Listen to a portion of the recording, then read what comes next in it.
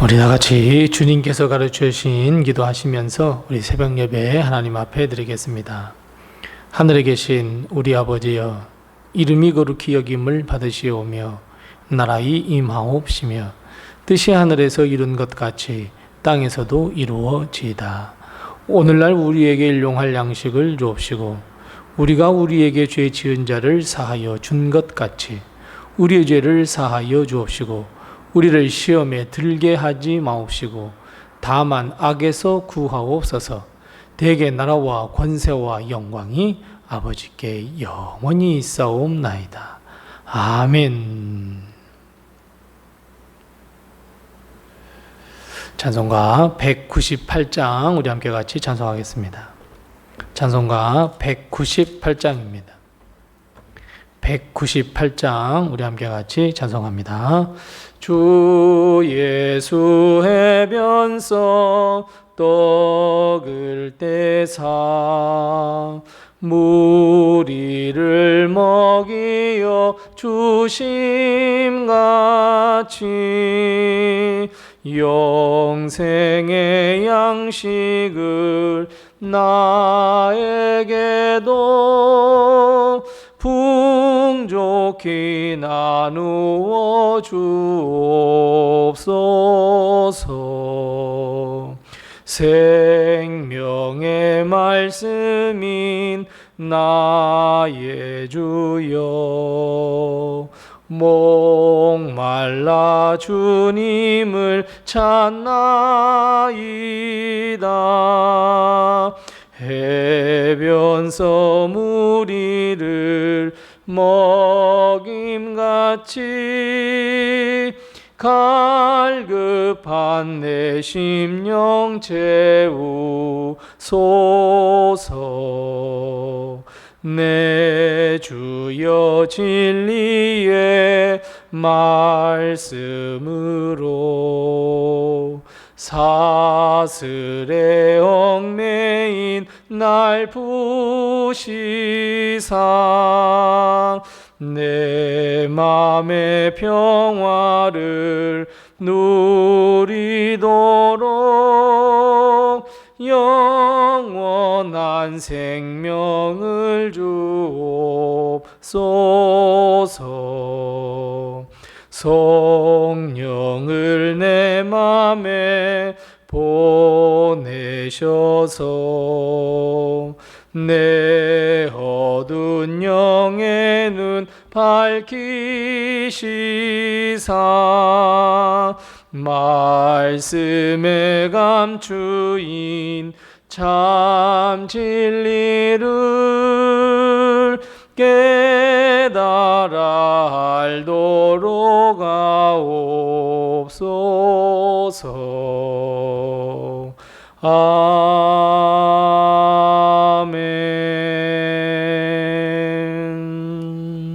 아멘.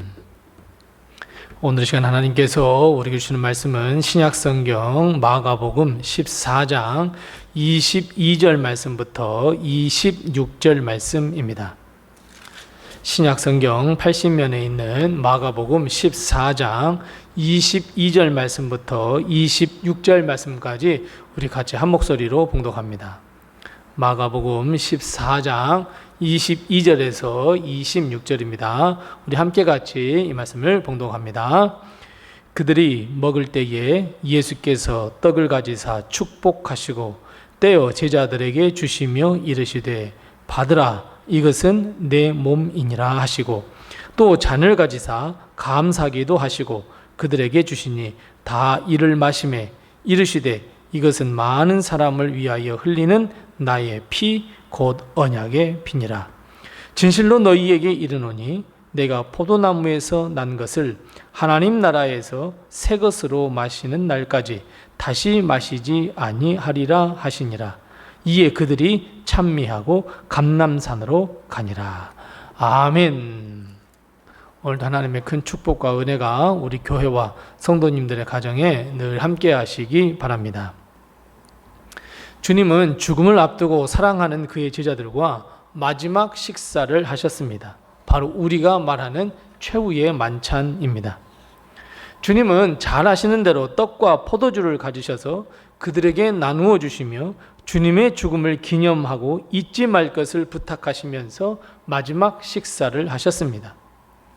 오늘 마가복음에 등장하는 이 마지막 만찬을 통해서 우리는 세 가지 아주 중요한 단어를 반드시 마음에 담고 있어야 합니다. 왜냐하면 이 중요한 세 단어는 마지막 성만찬, 마가복음에서 말하는 마지막 성만찬을 끌어가고 있는 것을 우리는 알 수 있기 때문입니다. 그 첫 번째가 무엇이냐면 성만찬에서 절대 빠질 수 없는 떡과 포도주입니다. 주님은 제자들에게 선포하십니다. 떡은 주님의 몸이라고 선포합니다. 포도주는 주님의 피라고 선포합니다. 주님은 우리를 구원하시기 위해 자신의 몸과 물 그리고 피를 흘려 주셨습니다. 우리에게 주셨습니다. 우리는 주님께서 그의 몸과 피로 사신 바 된, 값을 주고 산 바 된 바로 하나님의 백성입니다. 주님의 그 거룩하신 몸이 찢기셔서 우리가 구원을 얻게 되었고, 주님의 거룩한 물과 피가 우리에게 흘러서 우리에게 참된 영생과 치유를 맛볼 수 있도록 했습니다. 사랑하는 성도 여러분, 우리는 이 주님의 몸과 피를 절대로 잊어서는 안 됩니다. 우리는 주의 몸을 나누는 사람들이며 주의 피를 나눈 자들입니다. 주님의 생명과 바꾼 우리들입니다. 우리는 주님의 죽으심을 통해서 우리는 구원을 얻었으며 주의 죽으심을 통해서 치유와 회복을 얻었습니다. 그래서 떡과 포도주, 주의 몸과 주의 피 절대로 잊지 말아야 합니다. 두 번째 중요한 단어가 있습니다. 두 번째 중요한 단어는 바로 기도입니다. 22절 주님께서 떡을 떼시며 축복 기도를 하셨습니다. 잔을 나누시면서는 감사의 기도를 드리셨습니다. 주님의 죽으심은 우리에게는 축복이며 또 이로 인해서 우리는 아버지 하나님께 감사할 수 있어야 합니다. 예수님의 그 거룩한 몸과 피를 우리 위해 찢기셨고 흘리셨기에 우리는 분명히 구원과 영생, 회복과 치유를 얻게 되었습니다. 그러니 여러분, 어찌 우리가 그 축복과 그 주신 것에 감사하는 기도를 하지 않을 수가 없겠습니까? 이제 우리는 이 성만찬을 이끌어가고 있는 주님의 기도를 다시 한번 생각하면서 우리는 늘 하나님이 내게 주신 그 축복을 잊지 아니하며 하나님께서 내게 주신 그 생명과 회복과 그리고 치유의 은혜에 감사할 줄 아는, 감사의 기도할 줄 아는 우리가 되어야 합니다. 그리고 세 번째 중요한 단어는 바로 언약입니다. 주님의 찢기신 살과 흘리신 피는 언약의 몸이며 언약의 피입니다. 하나님은 우리에게 언약하셨습니다. 예수 그리스도를 믿으면 구원을 얻게 해주시겠다라고 언약하셨습니다. 언약이란 말로, 즉 말씀으로 하신 약속이라는 의미입니다. 하나님께서 영생을 약속하시면서 우리에게 그 어떤 도장도 찍거나 문서를 존재하지 않게 하셨습니다. 공증도 받지 않으셨습니다. 그저 말씀이셨습니다. 그래서 여러분, 우리가 믿는 이 믿음의 위대함이 바로 여기에 있습니다. 하나님의 말씀만을 믿는다는 것, 하나님의 언약만을 받아들고서 예수 그리스도를 믿는다는 것, 여러분 이건 정말 위대한 일입니다. 우리는 세상을 살면서 아무리 도장을 10개를 찍어주고 아무리 우리에게 문서와 차용증을 준다고 해도 그것을 파기하고 그것을 종이장처럼 여겨버린 일들이 얼마나 많이 있습니까? 그런데 그저 말씀만 하셨을 뿐인데 우리가 그것을 믿다니요. 그래서 여러분, 우리 믿음은 정말로 위대한 일입니다. 하나님의 영광을 위한 삶으로 거듭난다? 여러분 정말 위대한 일입니다. 우리는 그 하나님의 언약을 믿고 살아가는 사람들입니다.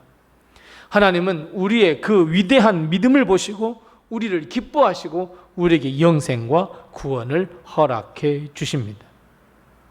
성경에 등장하는 모든 믿음의 위인은 하나님의 말씀을 믿고 그대로 따랐습니다.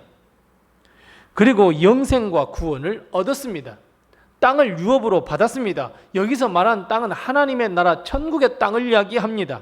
마찬가지입니다. 우리의 믿음 역시 이러한 놀라운 역사를 가지고 있습니다.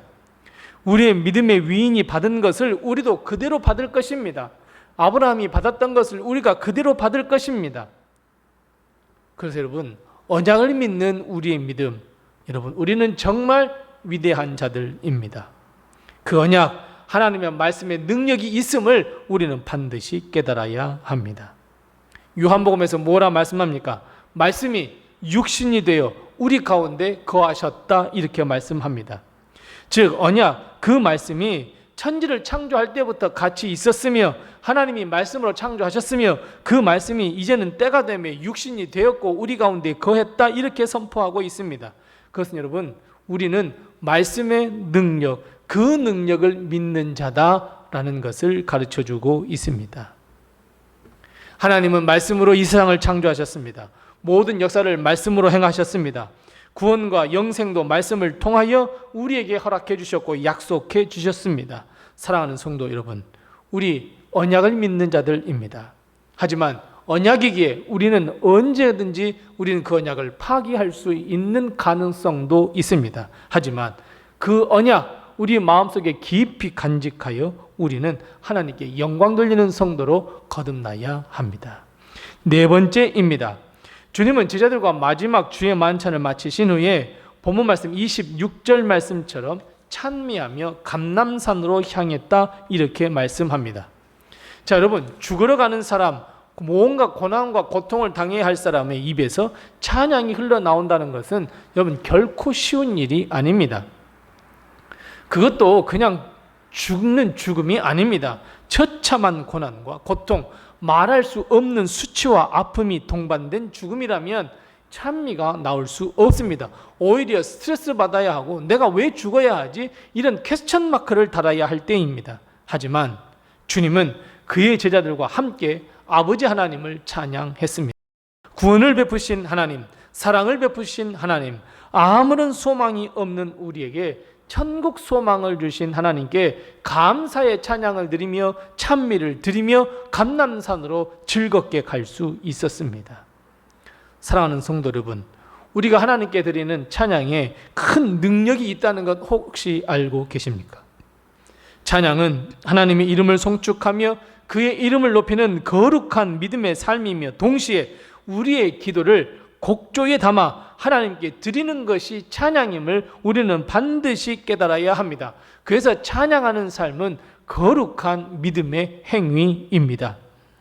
찬양은 내 안에 믿음의 고백이 다 담겨 있다는 것이 찬양입니다. 그래서 여러분, 믿음이 없는 사람은 찬양할 수 없습니다. 주님과 제자들은 주님의 죽으심을 앞두고서도 찬양할 수 있었고 그 뒤를 따르는 제자들 역시 주님을 따라 찬양할 수 있었습니다. 그들은 찬양하며 감람산으로 향했습니다. 즉 겟세마네 동산에서의 기도입니다. 찬양하며 기도의 곳으로 향했습니다. 찬양하며 하나님을 만나 기도할 수 있는 곳으로 향했습니다. 죽음을 앞둔 그들의 무거운 발걸음, 머릿속에는 온갖 복잡한 계산으로 가득 찰 것 같은데 단순히 그저 하나님을 찬양했습니다. 그들은 기도의 자리를 향해 걸어가며 찬양할 수 있었습니다. 한 걸음 한 걸음이 오히려 발걸음이 가벼울 수 있었습니다. 예수님의 살과 피를 경험한 제자들은 죽음을 앞두고서 찬양과 기도할 수 있었고 이것은 제자들이 주님이 승천하신 후에 복음을 전할 때 똑같이 행할 수 있었습니다.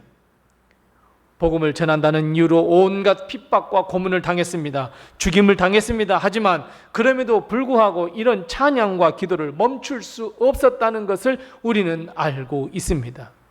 베드로가 감옥에 갇혔을 때 주님께 찬양하며 기도했습니다. 이 바울과 실라가 감옥에 갇혀 있었을 때도 찬양하며 기도할 수 있었습니다.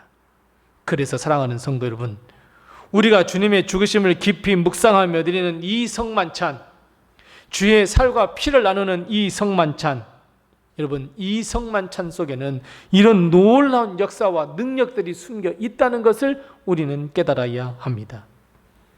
주님이 우리를 위해 주시는 떡과 포도주, 그 살과 피는 우리를 하나님의 사람으로 변화시키는 능력이 있다는 것을 믿고 우리의 삶이 찬양과 기도의 삶으로 변화시키는 능력이 있다는 것을 믿고 우리는 예수 그리스도의 몸과 피에 참여하는 자, 함께하는 자가 되어야 합니다. 우리는 하나님의 능력의 언약, 생명의 언약을 믿는 자들입니다. 오늘도 우리는 이 믿음을 가지고 찬양과 기도하는 삶, 믿음의 삶을 살며 하나님의 영광이 되는 삶, 거룩한 삶, 순결한 삶, 경건한 삶을 살아가는 우리 모든 성도들이 다 되시기 바랍니다. 기도하겠습니다. 우리 함께 기도할 때 두 가지를 위해서 기도합니다. 먼저 기도할 것은 우리의 삶이 주님을 따라서 거룩하고 순결하며 경건한 삶이 되게 해달라고 우리 함께 같이 기도합니다. 두 번째 기도할 것은 십자가의 능력의 삶이 우리의 삶이 되게 해달라고 우선 이 두 가지를 함께 기도하시고 또 내게 허락하신 기도의 이름을 가지고 하나님께 기도합니다. 기도하겠습니다.